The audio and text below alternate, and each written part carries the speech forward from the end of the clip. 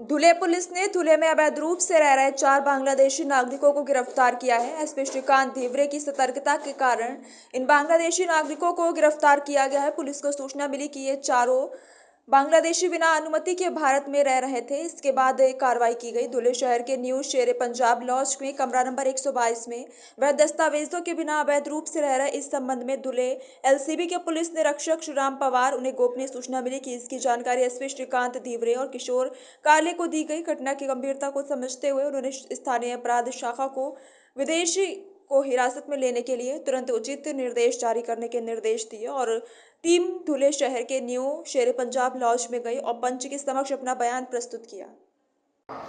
व एटीएस यांना अशी एक इन्फॉर्मेशन मिळाली होती की हॉटेल न्यू शेरे पंजाब लॉज येथे काही लोक राहत आहेत आणि ते बांगलादेशी असण्याची दाट शक्यता आहे। तर एलसीबीच्या टीमने तिथे आपण एक रेड केली असता तिथे आपण 4 लोकांना अटक केलेली आहे। त्यांची नावं अशी आहेत की मोहम्मद मेहताब बिलाल शेख, शिल्पी बेगम मोहम्मद बेदाब, ब्युटी बेगम पोलस शेख आणि रिपा रफीक शेख या चौघांना आपण आज अटक केलेली आहे आणि त्यांना भारतात प्रवेश तसेच परकीय नागरिक आदेश आणि बीएनएस याच्यानुसार आपण गुन्हा दाखल केलेला आहे।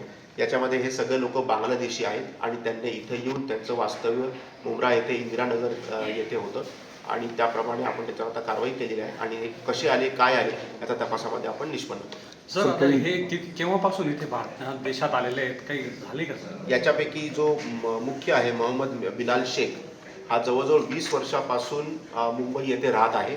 त्याची ही जी दुसरी आहे शिल्पी बेताब ही त्याची बायको आहे, पण ही बँगलोर येथे घरकाम करते आणि हे जे दुसरे आहेत ब्युटी बेगम पोलस आणि रिपा रफीक शेख या दिल्ली येथील राहणारे आहेत। यांना चौघांनाही एक XYZ एजंट आहे जो आता आम्हाला ताब्यात आम्ही त्याला अटक करणार आहोत, त्याच्या मार्गावर आम्ही आहोत।